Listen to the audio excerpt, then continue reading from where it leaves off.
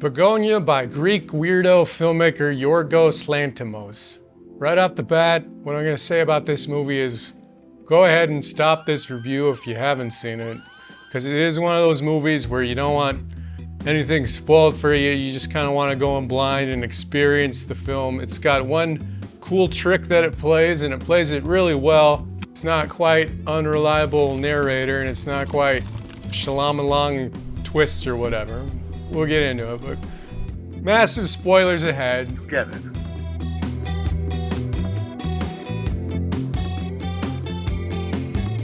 The closest film I can compare this movie to would be Rear Window by Hitchcock, which on the surface sounds like a weird comparison, but it is playing the same kind of trick that that movie plays, where you're kind of guessing the whole movie whether or not you want to believe the reality of the narrator. So in the case of Rear Window, we're talking about whether or not a man murdered his wife. And that film is a commentary on voyeurism and the human propensity to make up stories about people when you don't have all the facts, when you don't have all the information.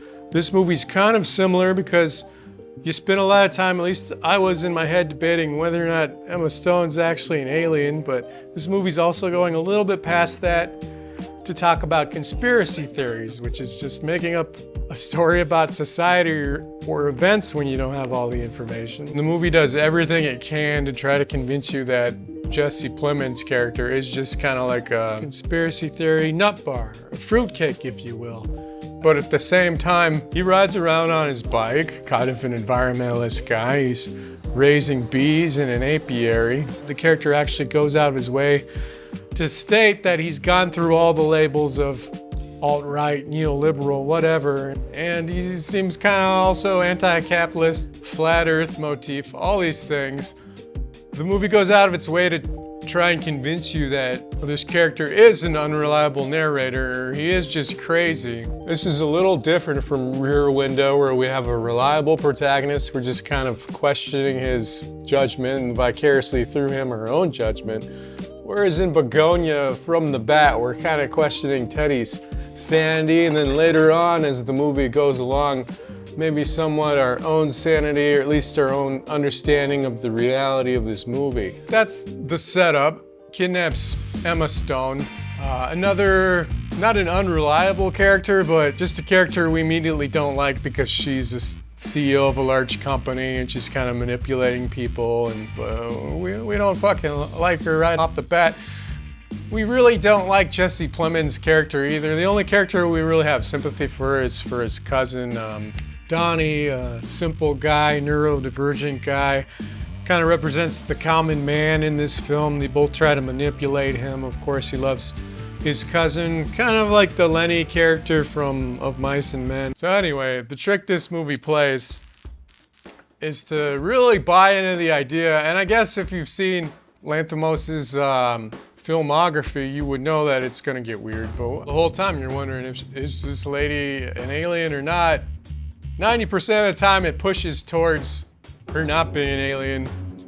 Jesse Plemons just being kind of like psychotically deranged. At the end of the movie, it actually turns out he's correct, or at least somewhat correct, but this movie kind of forces us to examine the questions of, you know, what is a conspiracy theory? What is reality? And we've seen these ideas played around with before in movies like 12 Monkeys in Brazil and Vanilla Sky to an extent, but I don't think we've ever seen in cinema such an unlikable character's beliefs kind of thrust into our face, and then we're forced to adapt them by the end of the film. And I say beliefs because that's all conspiracy theory really is when you think about it. It's just belief in something given a lack of evidence, maybe sometimes the wrong kind of evidence, but to me that's not wildly dissimilar from religious belief or political belief. It just happens to be less fashionable and less acceptable. Is she an alien? Is she not an alien? The movie spells it out at the end, but even at the end, you start to get into this magical realism kind of a thing. You go into her office is a transporter. Seems kind of wacky and highly unlikely, right? Jesse Plemons explodes because he has explosives on him. Do the explosives go off because you transport him and they scan him? And did she key in a code that made signaled, hey, I'm transporting something dangerous, did Jesse Plemons blow himself up? That'd be the logical interpretation of the movie, I suppose, if you don't want to get into magical realism. Because everything that happens after that, even a little bit before that, starts to make not a whole lot of logical sense. She wakes up in the ambulance after Jesse Plemons' head hits her in the face, literally blowing his own mind. But she wakes up in the ambulance, and then she just leaves the ambulance out the back door. People say, hey, where are you going? Nobody tries to stop her. Nobody tries to follow her. I think in reality, somebody would try and stop her or follow her. So I think you could make the argument that everything that happens after that doesn't really happen. Although it's a movie, we have to assume that the reality of the movie, the ending the movie is presenting us, is the correct interpretation and reality of the movie. But it's fun to think about things like that, I think. The internal logic of this film is probably going to wind up being somewhat inconsistent when you go back and rewatch it and really examine things with a microscope. For example, there's this scene where Michelle and Teddy are fighting, and she says to him that he's a loser and she's a winner. And these are things that a psychotic CEO would say, but maybe not so much an alien empress. And at that point, when she's got him by a chokehold, why keep up pretenses? I think this leads me towards a slightly different interpretation of this film, which is that along the way, the whole time, we're kind of just descending into Teddy's conspiracy theory, into his reality.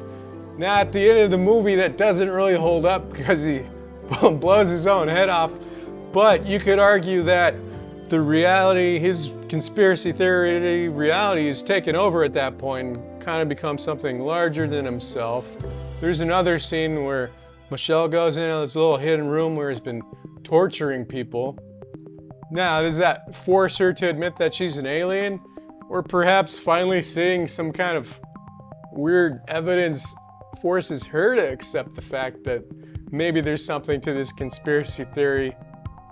Even though there isn't, she becomes a participant in that conspiracy theory.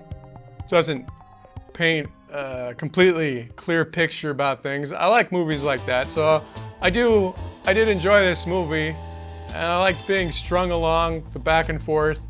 Did the ending really happen? It probably did. Maybe not, Just depends on how you want to look at it. But anyway, she actually gets beamed up into the spaceship. Turns out she's the head honcho, I guess. But the whole bee metaphor this movie uses throughout, when you're raising bees, there's this thing called, I guess it's called a super, but the little box that the bees deposit the honey in, it's very flat, two-dimensional almost. There's a little bit of depth, maybe kind of like an alien ant farm if you want to go that far. But she goes up onto the ship, and it's the same thing, it's the Earth, but it's flat with a little bubble on top. Now, is that Teddy manifesting his hobbies into the reality of this conspiracy theory? Are they actually aliens trying to colonize Earth, or is it just all some kind of meta commentary about humans destroying the environment and going insane, destroying themselves? This movie is like all those things maybe meshed together. It's kind of a fever dream, one of those movies where you can look at the symbolism of a flat Earth with a bubble and apply it to a few different things. And I like movies like that because you're thinking about them the next day, whereas a lot of films that come out now, they just go in your head and they're gone by the afternoon because there's nothing going on there, right? Now, is this movie a comedy? Nobody in my theater was laughing at all except for me at the end when she pops the bubble, and then I found all these things really funny, like the conveyor belt with the Amazon package just getting stuck, or the tennis ball rolling out of the guy's hand at the end. I don't know, that's the dark humor I found in the movie. Maybe the cousin character and such was supposed to be a little bit funny, but he comes off as just kind of a sympathetic character, and you kind of feel sorry for him, because perhaps the most horrific moment of Bugonia is when Donnie shoots himself in the head, and I think he does this to escape the existential dread, the situation his cousin has put him in, and to a lesser extent, Michelle, but he's exercising the only control he has left in his life. Whereas if you go back and you look at a movie like Rear Window, you're talking about 1950s America, L.B. Jeffries has to invent or think about what might be bubbling below the surface. Your neighbor might be a killer. he might be a psycho. Whereas you flash forward to 2025, and I don't think most people really care about that as much as they care about having to deal with and face the existential horror of dealing with their own realities these days. And you can say that you talk about the 1950s, that's all nostalgia, it wasn't really that great, but back then we at least had a monoculture, some kind of shared values. I don't think we really have that anymore. Everything's getting polarized, and I lived through the 1990s. Maybe nostalgia there too, but it does feel like life used to be a little bit different. At least in America, we used to have some kind of, common shared cultural, moral, and ethical values that are being eroded now. So whereas L.B. Jeffries had to imagine the horror below the surface, in 2025, somebody like Teddy Gatz has to imagine a solution to that horror or a way to make sense of everything. That's his conspiracy theory. The only person in this movie who isn't a complete psychotic person, even if Teddy's right, doesn't mean he's not a psychotic asshole, right? And Emma Stone's character, even if she is actually an alien, it doesn't mean she's not a psychotic asshole CEO of a large corporation. These are just kind of funny things that the movie throws on top of there to make it a bit more artistic and less on the nose, because there is a version of this movie that could exist. It would have to deviate from the original, I guess, a little, because it's pretty similar, at least from what I read. But there is a version of this movie that exists where he really is just psychotic. It really is just all in his mind. She's not an alien, and to me that's not very fun. Maybe that's a more satisfying movie for a lot of people. But I don't really like that, because I like either leave it ambiguous or go with the crazy alien ending like this movie does. Because the whole time I'm hoping, and I probably would know better if I had seen more of Lanthimos' filmography here, but the whole time I'm watching this movie, I'm hoping, man, I hope she really is an alien, because that would be interesting and weird. And then the movie makes it happen. So the movie not only subverted my expectations, because I didn't think it was going to go that way, although I probably should have known better, but then it goes that way, and now I'm kind of satisfied because what I was hoping for the whole time happened. You call it subverting expectations, I guess. Maybe Ryan Johnson should take some notes on how to subvert audience expectations a little bit and make that actually work as a film. Does Rear Window do that? Go on, pick it up. I mean, it kind of does exactly the same thing, because throughout the course of Rear Window, you're kind of hoping that the guy's a killer and you're looking for evidence of that. But throughout the course of that movie, it does pull you back again and again and try to make you think that that's a stupid idea. And this movie says something about human nature, about our tendencies, our proclivity to want to see mystery and conspiracy and ordinary things. It's been a while since I watched Rear Window, but he's packing his wife's luggage because she's going on a trip, or because he killed her, red herrings that aren't red herrings. And this movie kind of does the same thing. And it's throwing a lot of information at you, aliens, conspiracies. Logically, we shouldn't want to believe in any of these things, but I think we wind up finding ourselves wanting to believe, even though the Teddy character isn't charismatic or endearing or likable in any way. Poor Jesse Plemons, man, he's really getting typecast playing these asshole conspiracy theory guys. Yeah. Despite all that, there's still some small part of us that wants to believe in a conspiracy theory or something, like something bigger going on, even though I'd say 90% of this movie is trying to lead us the other way and think this guy's crazy. So that's an interesting thing this movie does. And I always appreciate that. I can see how that might make some people feel uncomfortable, though. Some people probably watch this film and they're probably going to be disappointed that it just isn't pure social commentary that aligns with their politics, and that it kind of pulls the rug out from them a little bit at the end. Again, I feel like this director kind of does that, though. I'll have to watch more of his filmography. As far as the technical aspects of this film go, they're shooting in VistaVision, which I guess is a big deal. It's not a big deal to me. If you know anything about filmmaking, all VistaVision is we've had Super 35. You take a regular 35 millimeter, flip it vertically so that you can run more film through. VistaVision is just flipping that back. It's basically the same field of view as a full camera, like the camera I shoot on the Canon 5D Mark II, old piece of crap. Pretty much the same thing as VistaVision. I think the VistaVision film negative is like what that gives this movie is it gives it more definition and detail, which doesn't matter in the digital world anymore. We got 8K cameras. Gives you a slightly wider field of view than you'd have with a Super 35. So you get shallower depth of field. You have to go down to like an 8 millimeter lens, you know, you can use like, it looks like they're probably using 12 millimeter lenses or something in this movie, 14 Killing millimeter. Of a Sacred Deer, it seems like the director loves to use or maybe the cinematographer loves to use wide shots, low shots, and they end up feeling voyeuristic to me. There's also a bit of short sighting going on in this movie. If you don't know what that is, you know, if you're gonna shoot somebody from 3/4 or a profile shot like they're talking to somebody, this is how you traditionally do it. You leave some space ahead of them. Well, short sighting. Now I'm over here. What's this make you? Does this make you feel like anything? Does this make you feel awkward? Mr. Robot does it.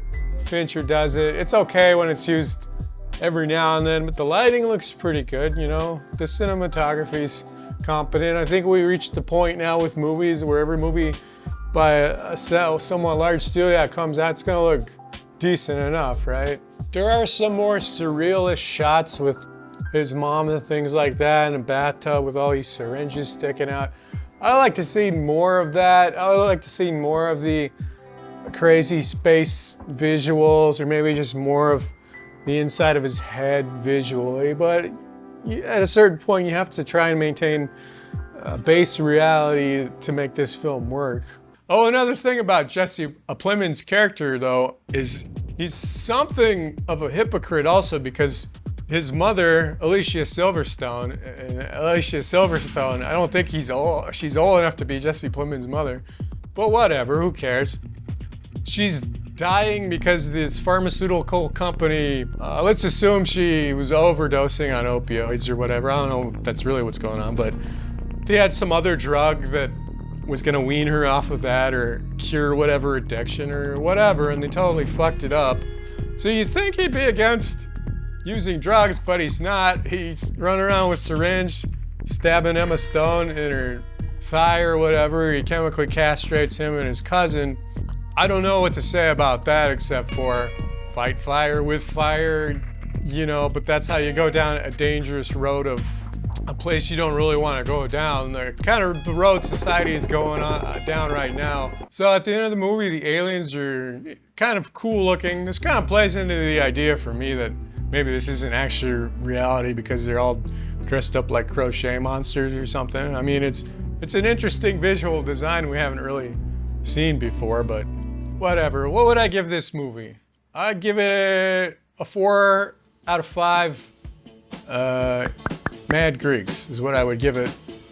I'm gonna rewatch it when it comes out on streaming, but it's not quite a movie that I think's gonna go down as a classic just because I don't know how rewatchable it is, and then also there's really no character that you can connect with. The whole movie just kind of makes you feel uneasy. It's got an uneasy feeling to it.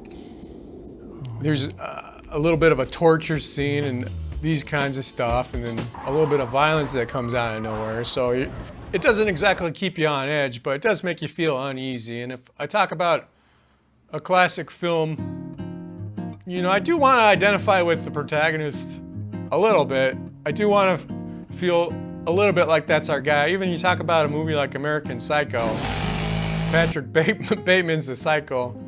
Maybe, maybe not. That's also an ambiguous movie, but his character is at least charismatic and entertaining, whereas Jesse Plemons' character in this, for most of the movie, he's just kind of portrayed as pathetic and psychotic. We could have made him a little bit more charming, you know. I don't know if that would have taken away from the conspiracy angle. Again, to compare it to Rear Window, Jimmy Stewart is charming. We like Jimmy Stewart, right? Like everybody likes Jimmy Stewart enough to watch a whole movie and kind of identify with him. Whereas this movie, I don't know if we like Jesse Plemons in that role all that much. Yeah, despite all these things, those things might be my favorite movie of the year so far. I haven't seen them all, but all that character stuff, it is kind of just in service to subverting your expectations a little bit, and playing around with perspectives and all that. And the movie commits to that, so I can respect it, but it doesn't get to like that masterpiece level. People throw around the word masterpiece when it comes to movies these days. You know, Sinners is a masterpiece. One Battle After Another is a masterpiece. These are all very good films. I wouldn't call any of them masterpieces. They're just very well made films, because a masterpiece really has to transcend, you know, reality, politics, social commentary, all these things, and it has to go to that place of art. And Bugonia, this film gets closer to that place than most movies this year, but I don't think it quite achieves that level. It kind of dances around it a little bit. They're not talking about super interesting things in this movie. It's all kind of just in service to the plot and trying to pull the wool over your eyes a little bit, or distract you, or, you know, just play around with you. That's what this movie's doing. It's just playing around with you a little bit. It kind of reminds me slightly of Being John Malkovich, which I really love that movie, but I love that movie because the characters are so endearing. Like, John Cusack's an asshole in that movie, but he's still kind of endearing. You're kind of rooting for him still. I don't really get that out of this particular movie, Bugonia. I'm not really rooting for anyone. I'm just kind of in awe of the spectacle, just watching it unfold. It's kind of that kind of movie. Anyway, pretty good movie. Definitely recommend it. I feel like it might be one of those films some people love and some people hate, but hey, that's a lot of movies these days. I was hoping it would be a little more sci-fi. I kind of realized that we've had a real drought of sci-fi films lately. Like, there hasn't been a real good sci-fi film to come out. You could say A Dark City's kind of like this movie in a way. Truman Show, all these movies, but really it's just Rear Window with aliens, which is good. I like Rear Window, you know, it's a good movie, so a little bit of a play on that film, I think. You're an idiot. An energetic idiot. But an idiot.